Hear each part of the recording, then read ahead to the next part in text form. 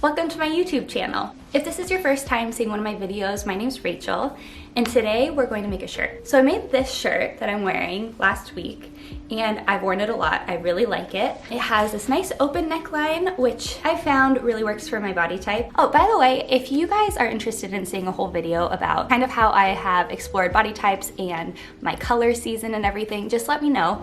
I don't follow either one by the book. I mean, according to my color season, I'm not supposed to wear black, and that's just not happening. But this is in my color season, and you see how harmonious that looks? Nice, right? So it does make a difference. In the meantime, I do highly recommend, if you're interested, to Google the Kibbe system. I don't know exactly which one I fall under, but just kind of having some basic knowledge of all the different body types has kind of helped me figure out certain things that I feel super great in. And it's helped me to understand why there are certain things in my wardrobe that I have never felt that great in, but that I bought for one reason or another. So anyway, the fabric that we're using today is this. It is this mossy green faux cashmere. It's so soft, it's got a little stretch to it. I originally was thinking I wanted to do kind of a cool wrap tie situation and or like a sweater that I could wear over a lot of things.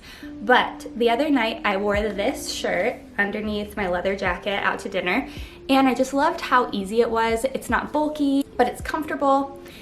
And I just kind of liked having a long sleeve t-shirt that feels a little fancier than all my other regular ones. So I'm just gonna make this shirt with this fabric, because if there's one thing I've learned about myself in the past couple years, especially since having a kid, I always just end up wearing things that are easy to put on, that I feel good in without having to fuss. And I think this is gonna be one of those things. There are a few alterations that I want to make.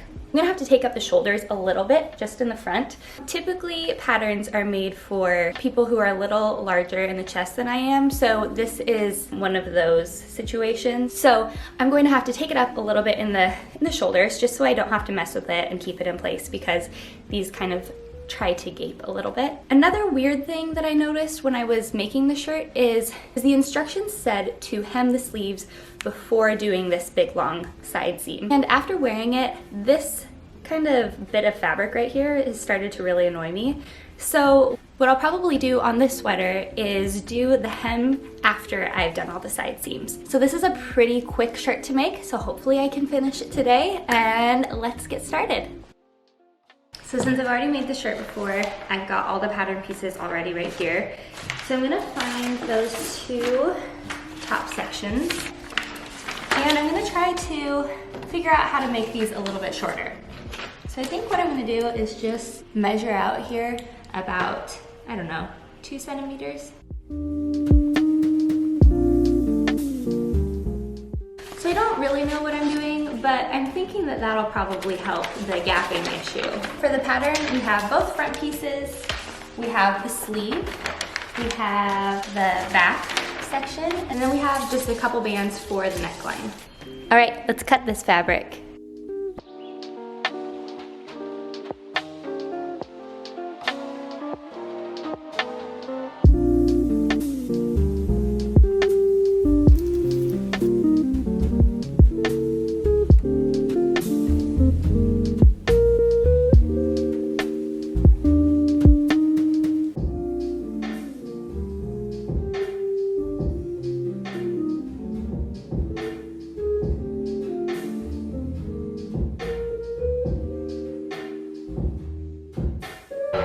Let's go.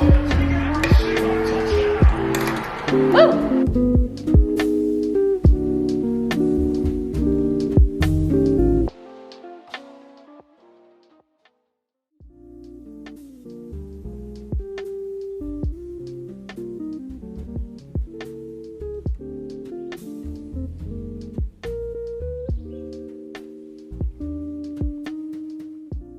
All right, so I just wanted to give you guys a little update in here since we have football on out there, and I don't think you want to listen to that. But we have the front pieces attached to the back piece and the sleeves attached. So the next step we're actually going to skip because it is to hem the bottom of the sleeves.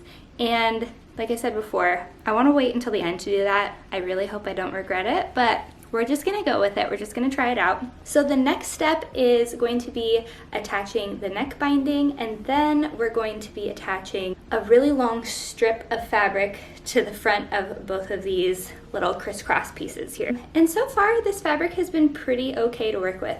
I had always heard that working with knit fabrics was really difficult, and so I was really afraid to do it for a long time.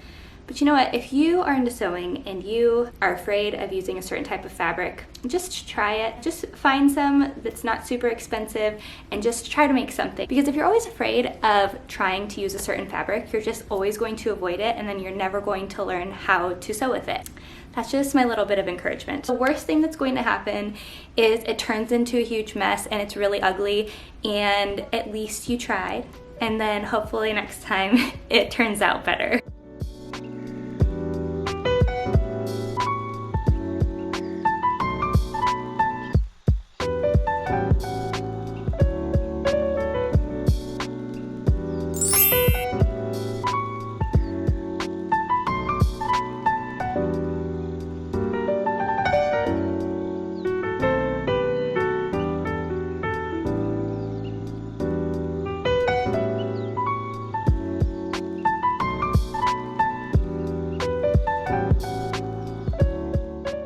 All right, you know how I said this fabric was being really easy to work with? I just hadn't gotten to the hard part yet. So I'm finished with the sweater. It looks like this. Most of it turned out pretty good, except for the bottom part. So if you can see, it looks a little wiggly. It kind of looks like a lettuce hem a little bit.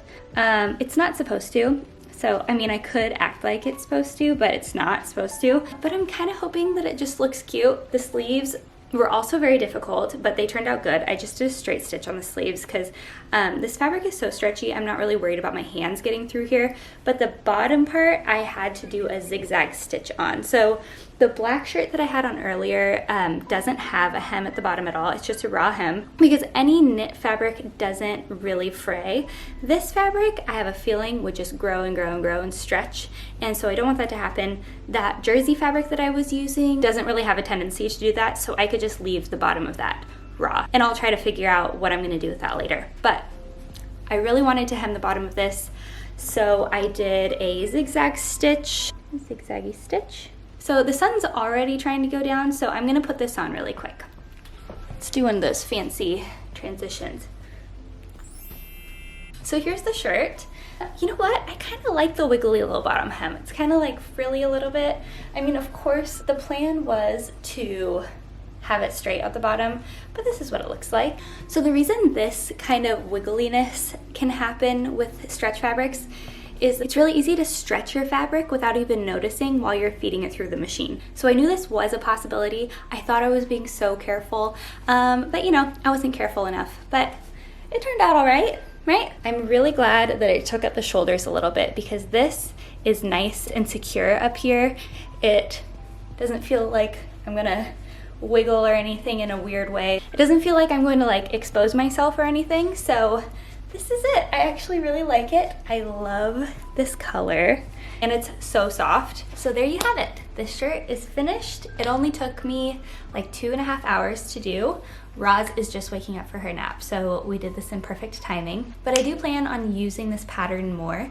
I will be honest though, this pattern has very, very vague instructions. So if you are just starting out, I would not attempt this pattern right away. I'd start to get familiar with using other patterns first, just because I feel like when patterns are super vague, having that previous knowledge from using other patterns really helps. Anyway, I feel like this turned out pretty good. I'm gonna wear this for the rest of the day. It feels really nice and soft and cozy, and I do have extra fabric left, so I don't know, maybe I'll make some shorts or something, some lounge shorts or something. Anyway, if you like this video, then like this video. And if you hated this video, then what are you still doing here?